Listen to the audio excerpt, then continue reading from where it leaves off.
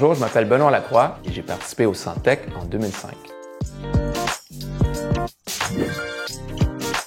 Moi, c'est Rosine Olori. J'ai fait partie du Santec en 2024.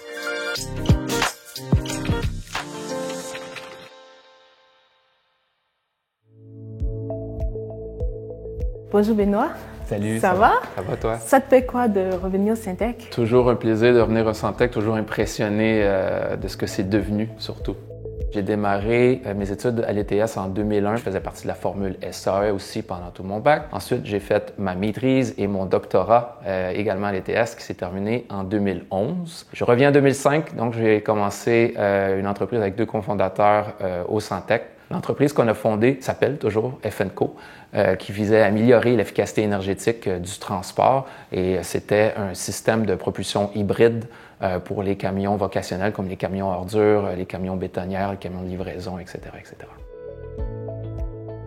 Décris-moi comment c'était à l'époque. Est-ce que ça ressemble à ça? Pas du tout.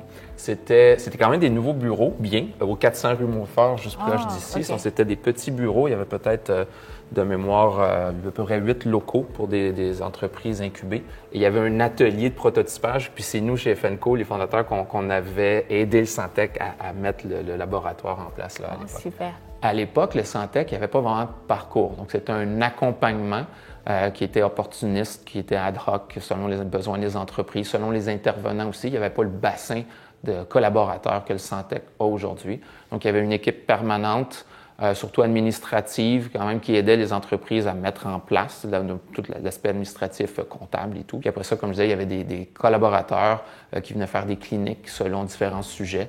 C'est quoi l'ampleur du Santec aujourd'hui en termes de compagnies accompagnées? Dans le cadre de ma cohorte, à moi, on était une quarantaine. Wow. Donc, il y a comme une quarantaine de startups qui sont accompagnées. C'est rendu beaucoup plus gros. Tu vois, les locaux, c'est rendu... Ouais. J'imagine qu'il y a quand même une différence par rapport à quand toi, tu étais au Santec, c'était beaucoup plus petit, j'imagine. Absolument, absolument. Là, absolument. maintenant, c'est rendu beaucoup plus gros. Avec les autres personnes de la promotion, il y avait quand même une très belle ambiance. Je dirais c'est comme une famille parce que les startups se connaissaient. Donc, des fois, tu as comme une problématique et il y a une autre startup au sein de la cohorte qui connaît quelqu'un ou bien qui connaît une ressource qui peut te mettre en contact avec ça. Il y avait une certaine camaraderie, vraiment.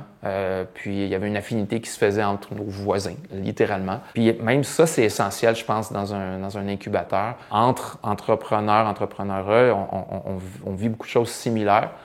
Juste de pouvoir s'aider, pouvoir s'appuyer des fois dans les moments les plus difficiles. Je pense que juste cet aspect-là aussi de réseautage entre les entreprises est vraiment bénéfique. Qu'est-ce que tu trouves de plus impressionnant par rapport à ce que le Santec est devenu aujourd'hui? Au-delà des installations physiques, au-delà des programmes, au-delà de l'équipe, donc tout ça, c'est impressionnant. Je pense que c'est la reconnaissance qu'on a du Santec au Québec et ailleurs.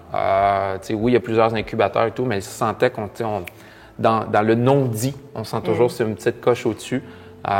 Puis ça m'a impressionné. Le Santec, c'est vraiment taillé une place là, de renommée parmi les incubateurs de technologie.